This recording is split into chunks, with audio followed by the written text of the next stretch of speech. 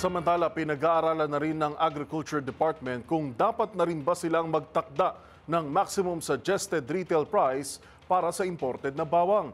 Ito'y matapos matuklasan sa inspeksyon na pumapalo sa napakataas na 140 hanggang 150 pesos ang presyo ng imported na bawang sa merkado. Ang mga detalye ihahatid ni Val Gonzalez.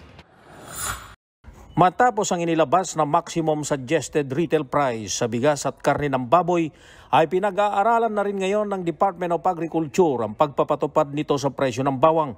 Ito ang inihayag ngayon ng Agriculture Secretary Francisco Chu Laurel Jr.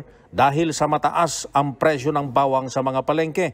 Sa joint market inspection ng DA at DTI sa Mega Q-Mart sa Cubao ngayong umaga, nakita ni Secretary Laurel at Trade and Industry Secretary Maria Cristina Roque ang 140 to 150 pesos na presyo ng imported na bawang. Sabi ni Laurel, masyadong mataas ito kung titingnan ng 80 pesos per kilo na landed price ng imported garlic. Aniya, magpapatawag ng pakikipagpulong ang DA sa mga importer ng bawang para alamin kung saan nanggagaling ang problema sa presyo nito.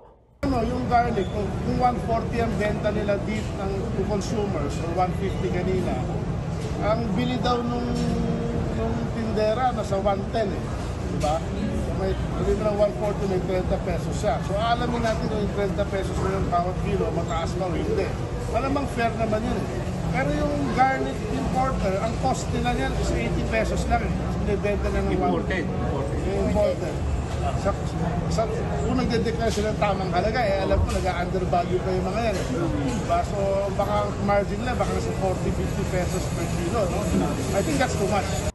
Matapos sa Mega Q-Mart, ay nagsagawa rin ng kaparehong inspeksyon sina Kalihim, Laurel at Roque sa malaking supermarket na katabi lamang halos ng palengke. Dito nakita ng dalawang mga opisyal na mas mura pa ang presyo ng ilang mga agricultural products sa supermarket kumpara sa ibang mga palengke sa Metro Manila. Samantala, compliant o sumusunod naman ang mga vendor ng Q-Mart sa MSRP ng bigas at karne ng baboy. Ikinatuwa ng Kalihim na mayroon pang nagbebenta ng 42 pesos na presyo ng bigas, bagamat ngayong araw ay tinakda na sa 45 pesos ang MSRP sa imported na bigas. Mabibili sa 350 hanggang 380 pesos naman ang kada kilo ng baboy. Pero dismayado pa rin si Secretary Laurel dahil may ilang mga palengke pa rin sa NCR na nagbebenta ng 400 to 420 pesos sa kada kilo ng liempo. Dahil dito, sabi ng Kalihim, posibleng magpataw na sila ng violations at nagbiro pa na baka hilingin nilang imbestigahan ito ng Kongreso sakaling hindi pa rin masunod ang itinakdang MSRP. Baka mag-request kami na kay Speaker Martin Romualdez na ikintakom sila kung kinakailangan para mapasunod natin talaga.